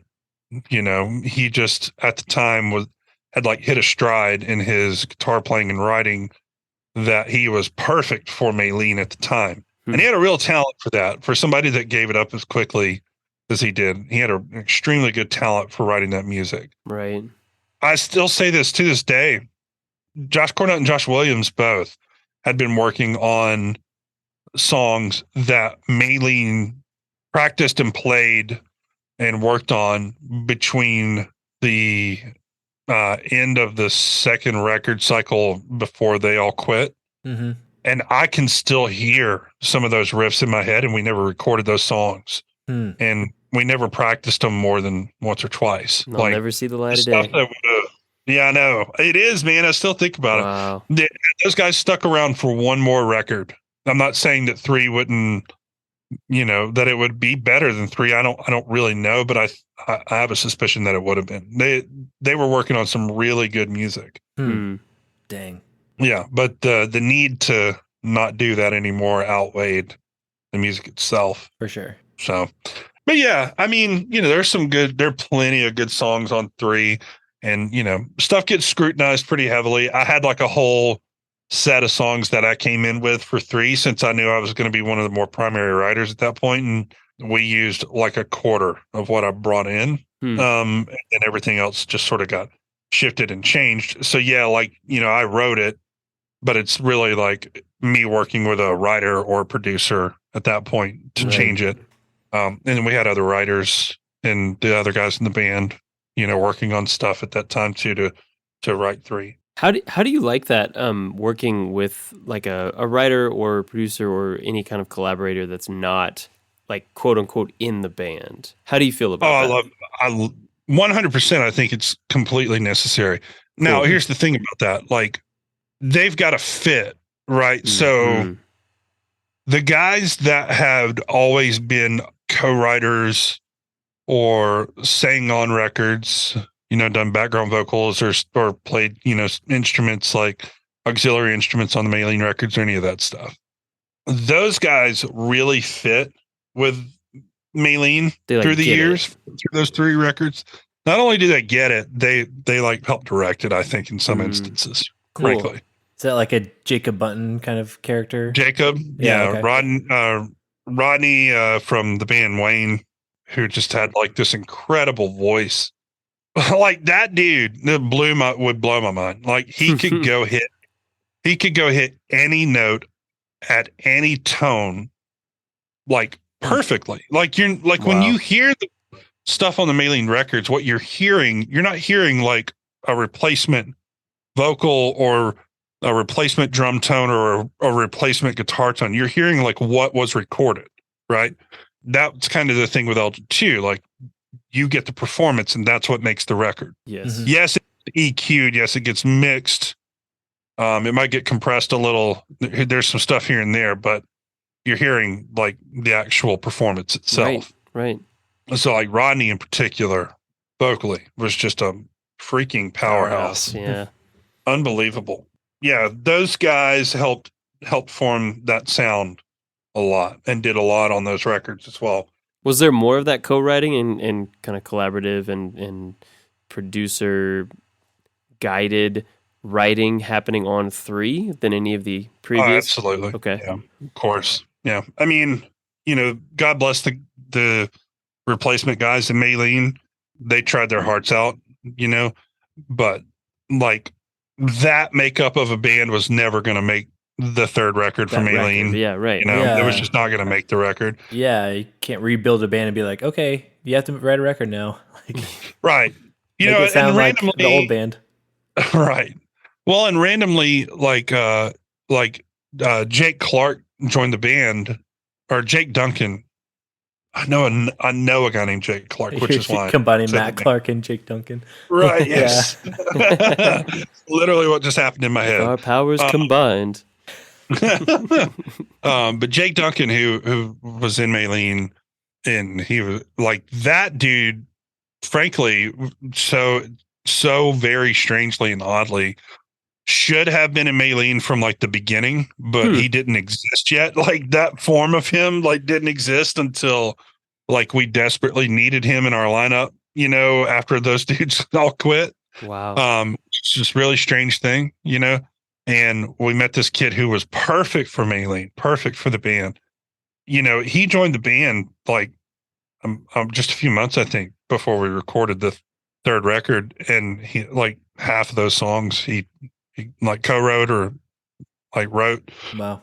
Jacob Button was instrumental in that stuff, and I wrote some stuff in there, and then the other guys from the band just kind of contributed where they could, Sure. But yeah, that third record is still a Maylene record. We took probably some risks that we wouldn't have taken otherwise, I think, but I think it turned out pretty fine. I think front to back, it's a really good record, right? Mm-hmm. Yeah. With the genre. It's not 2, right? No. Like it's not 1. It doesn't have that youthful kind of like bunch of 20-year-old kids trying to play rock music thing. So yeah, you can't sort of synthesize that in a lab, like when you're all in your late 20s, early 30s, like you're not going to have that same zest of the young, hungry guys. Fine too, I mean, totally. Maybe that would have worked had things been handled differently. Like it's funny we talk about the radio station I work at. I just saw that the band Godsmack it's not going to be recording new music anymore, which I never liked that band, so when I heard that they weren't recording new music, I was kind of surprised to hear that they had any new music at all. But he said something that a lot of bands miss out on that have been around for a couple of decades. He said, it's time to let the catalog do its work. And he's right about that because like, I don't know how, but that band is playing First Bank Amphitheater here in Nashville. And that's like a 15,000 seat venue. Wow. And they're headlining it. Right. Like 20 years or so after, or maybe longer, after their band started. So clearly, like their old stuff, like the catalog that people fell in love with, is the most important thing. Up, yeah, that's what people want to hear. Yeah, and that's maybe that's just what it always should be for any artist. Like whenever you create something that's great to the degree that it is perfect in the form that it arrives, right? Yeah, maybe it should be enjoyed at that capacity. And then when that's not there anymore, you can either choose to play it live and let the catalog do its work, or, something enough artists don't do, I think, is quit and do something new. Sure. Like rather than forcing it and creating right. something that doesn't have any like heart and soul in it. Yeah, absolutely. Because if it's not coming naturally to you, then clearly either this thing that you're a part of is done, or it just needs to be left alone as is, and you let people experience it live, since you're playing literally what the record is, right? Yeah. Because live is different. And there's such a conversation, I think, between the recorded work and what you can do with the idea of that song, the way that it exists in the recording live, right? That's a whole thing too. Yeah, absolutely. You can still create, Well, you can still be kind of like playing with the form of a song for decades. Totally. So. Decades. Yeah. Yeah, for sure. I mean, and that's really important, right? Because especially like a Maylene record, I think like on 3, there were parts of songs that have like 7 or 8 guitar tracks going. We're not going to have 8 guitar players on stage randomly, are we? No. You know? So yeah, like the live experience is different, but the importance is the energy and like the celebration of the song, right? Yes. The celebration of the feeling and the moment. And you know, for some artists, live music is not that. For some artists, they go make an amazing record. You go see them play live. They play the song exactly like it sounds on the record, yet somehow they bring a new experience to it. But most of the time, those artists are enormous. They're extremely talented, and they're diamonds in the rough that kind of last forever, right? Right. And almost always electronics are involved in helping recreate that. Sure. Mm-hmm. You know, that was never going to be the case for, I think, Maylene. So, you know, that is what it is. But, you know, that all that being said, and we're talking about all this stuff, they did release a new song. What was it? Last year? Last year, I think. Yeah. That people seem to be stoked about. I can't really get a pulse on it. People seem to just be happy to hear any new Maylene stuff. And rightfully so. It's awesome to see Dallas out. Like, oh yeah. It's so cool to see after all that. Yeah, I was really, really happy to see like him running around on stage and getting into the crowd and like, just like the old days, man. Guy's got no fear at all. Like he'll just go do what he needs to do. I love it. I love that, man. I'm so happy for him that he's out doing that, you know, and carrying on whatever Maylene is and the legacy of all the music that's ever been created for that band. But who knows? They might be able to expand on what we did in those years with a new record at some point or not. I don't really know if they have plans for that. You know, maybe they could, and maybe it'd be cool. You know? Yeah. That'd be a beautiful thing. And Jimmy Eat Foot can open up for him. Jimmy Eat Foot. There you go. You can come up and do a special original bassist play where you can come up and do a. ACB did that with not Pascal. It was Colin would come up. It would work. Yeah. I was also thinking about how funny it would be if Maylene had stuck around. We'd now be Maylene and the Dads of Disaster. Which is really. I don't know why I thought of that just now. I wanted that great. thought popped into my head. That's the title for this episode. They're no longer sons. The fathers of disaster. Back after a 20-year hiatus. It's like that's what I was thinking of. Okay, because Third Eye Blind has like the original members have like their own. Is it XEB? Where it's like the ex members of Third Eye Blind? Yeah. You guys can be Maylene in the Fathers of Disaster. That's good. Well, sweet Roman, I can't thank you enough for hanging out with us and just talking with us about the old times. Appreciate it.